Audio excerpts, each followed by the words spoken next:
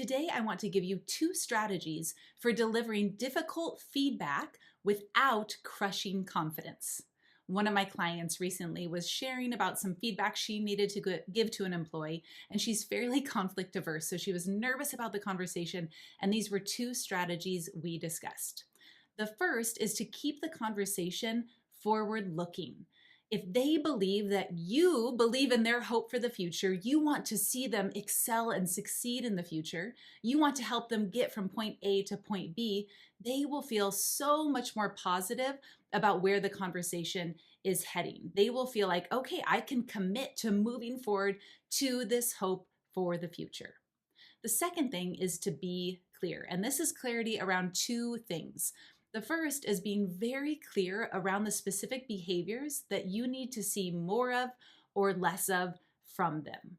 Sometimes when we are nervous about these conversations, we tend to be kind of vague. We shy away from being clear, and they leave not really understanding what it is they need to do differently moving forward. And that sets both parties up for failure. So be very clear about the specific behaviors you need to see more of or less of moving forward.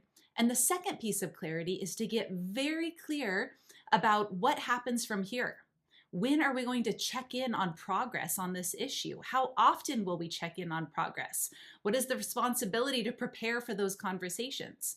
If you leave that feedback conversation with both parties knowing what happens from here and when and how will we check in on it, it will feel so much easier to follow up and reinforce positive change and also correct things that maybe are not going in the direction they need to head. So keep the conversation focused on the future with a hope for the future, and be painfully clear in the feedback and in the follow-up steps.